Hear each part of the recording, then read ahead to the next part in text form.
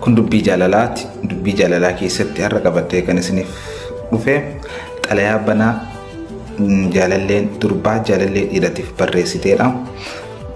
Ittiin bohaartuu ittiin gammadduu irraa waa barattu nafaana bu'aa achumaan maatii koo ta'uun dagatina YouTube koo subscribe godhaa. Viidiyoon kun akka nama bira gahuuf like share godhaa. Gara qophiitti isin dabarsa. Si haqa qabu nagaan koo jaakoo kan akka lubbuu kootitti jaaladhu kan carraan jireenyaa biyya garagaraa keessatti addaan nu fageesse galaanaa fi gaarreen fageenya addaan nu baase qaaman sirraa fagaadhullee yaadni suma bira baay'een si jaaladha agartuu koo yaa ifiisa dukkanaa ati anaaf gaaddisa kan narraa dhoowwu rooba fi aduu jaalalli siif qabu yoomuu hin moofus hin badu abdii koo isa boruu jireenya kootiif dagalee hulaa onnee kooteeti ati eenyumtu hin banu si malee jaalalti dhugaa fageenyan hin daangeffamu karaan fagaate malee ani bar halkanii fi guyyaa yaadni koo si bira iddoma jirtutti nagaanaaf ta'e obsaa waa hundumaa koo yaa gameessa namaa dhugaan si jaaladhe akkamiin si dhabaa akka wal arginu inshaallah abdii rabbiin qabaa silaa akka jaalalaa hin fagaadhu sirraa fageenya na dhoowwee hambise bar sirraa abshir lubbuu kiyya gaaf tokko wal garraa amala qabeessa koo jaakoo si haqa qabu salaamtaa koo laggeen ce'ee tulluu qaxxaamuree qilleensumarraan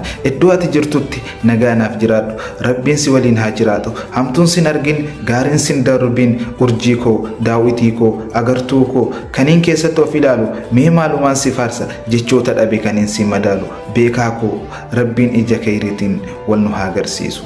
Kan ergameef jaatu qaamaa kan Suud Arabiyaa jiraatu kan si erge ani jaalalleete akkan si jaalattu taatu qaanaa kan ammaaf carraan jireenyaa Dubbaa yooyin Imaaraat jiraattudha.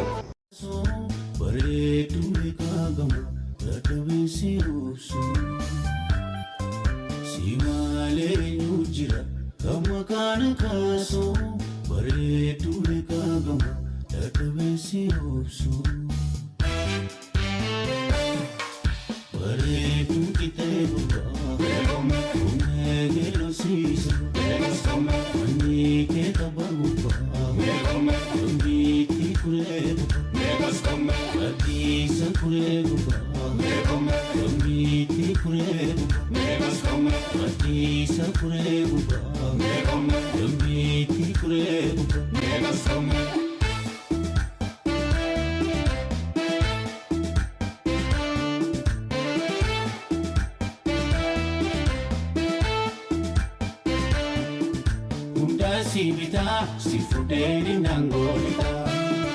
Munda sibita, si fudena cantelita. Munda sibita, si fude fifinelita. Munda sibita, si fude fifinelita. Fitawa geto chere, ayale geto. Suma fanjora murge, arbacha geto. Fitawa geto chere, ayale geto.